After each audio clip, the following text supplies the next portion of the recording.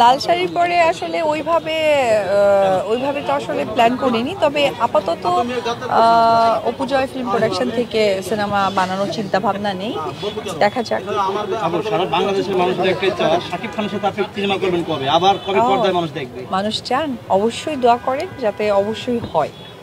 আমরা প্রথমেই হচ্ছে চলচ্চিত্র নিয়ে সকলের এক ধরনের প্রশ্ন মনের মধ্যে আছে, খুব স্বাভাবিক, কারণ চলচ্চিত্রের মানুষ। কিন্তু এখন আমি চাই যে আসলে কাজের সংখ্যা তো অনেক হয়ে গেছে, কাজের মানটা একটু খেয়াল করি, তার জন্য আসলে অনেক সময় লেগে যাচ্ছে।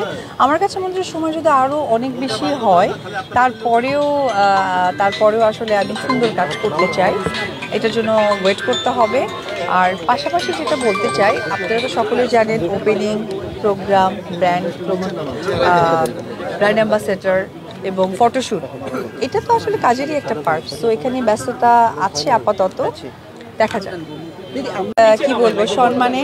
কারণ মামিস কিংডম একটা প্রোগ্রাম যেখানে সবাই যারা উদ্যোক্তারা ছিলেন তারা সকলেই মা, অনেক ছোটো ছোটো বাচ্চা রেখে তারা অনলাইনে তাদের উদ্যোক্তার ভূমিকা পালন করছে এবং সেখান থেকে তারা ইনকাম করছে। এটা আসলে আমার কাছে মনে হয় একটা নারী হিসেবে সাধুবাদ জানাই, শুভেচ্ছা জানাই, কারণ আমরা সত্যি অনেক লাকি যেই সময় এসে একটা অনলাইন বিজনেসের প্ল্যাটফর্ম পেয়েছি যেখানে যে কোনো নারী স্বাবলম্বী।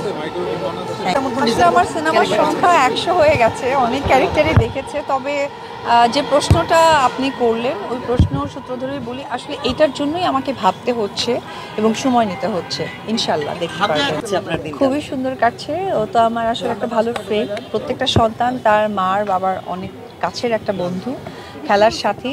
তো সেই জায়গা থেকে আমার কাছে মনে হয় যে আমি খুবই সুন্দরভাবে সময়টা পাস করছি। আপনি একটু একটা প্রশ্ন করতে চাই, সেটা হলো হারলেনের সঙ্গে আপনি শুরু থেকে যুক্ত ছিলেন এবং সেই হারলেন রিমার্ক হারলেন আজকে এখনো আছি, আপনারা সকলেই জানেন। বাইরেও সুনাম অর্জন করছে। আমি এখনো আছি এবং যেটা হয়েছে আমি একটা স্টোরের হচ্ছে ফ্রাঞ্চাইজি এবং স্টোর অ্যাম্বাসেডর হিসেবে আছি, যার কারণে আপনারা আবার ভেরি সুন দেখতে পারবেন। এবং আমরা পরপর অনেকগুলো প্রোগ্রাম বলে দিয়েছি, সেই প্রোগ্রামগুলোতে আপনাকে পাইনি। হ্যাঁ, অবশ্যই দেখতে পারবেন ইনশাআল্লাহ।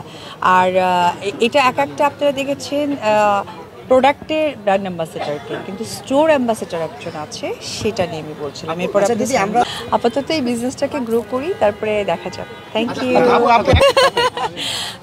আবিষ্কার আসলে আমরা অভিনেত্রী, আমি অভিনেত্রী, আমাদের কাজই তো নতুন কিছু দর্শকদের সাথে শেয়ার করা, এটা তারই একটা পার্ট। আমার মনে হয় আপনারা অনেকটা আগে এসেছেন, আমি আসলে করিনি, কারণ হচ্ছে যে আমার টাইম যেটা ছিল না, এটা আমার মনে হয় যেহেতু আপনারা গণমাধ্যম কর্মী অনেকেই এখানে, আর আপনাদেরও কিন্তু একটা স্লট থাকে, আবার আপনাদেরও একটা মিলিত হওয়ার ব্যাপার থাকে। ফর এক্সাম্পল, আপনারা 5 জন এসেছেন, 4 জন আসেননি, সেই 4 জন কিন্তু আবার সেই আর্টিস্টকে বলবে আপু আবার দেন, খুব স্বাভাবিক, আমি তো একজন হিউম্যান বিং, একজন মানুষ। সুতরাং আপনাদের এই 50টা ক্যামেরা একত্রে করার জন্য প্রত্যেকটা আর্টিস্ট থেকে আপনাদের সময়টা একটু এগিয়ে দেওয়া হয়, সেটাই হয়েছে। সুতরাং আর্টিস্টকে ব্লেম দেওয়ার কোনো কারণ আসে না। Thank you.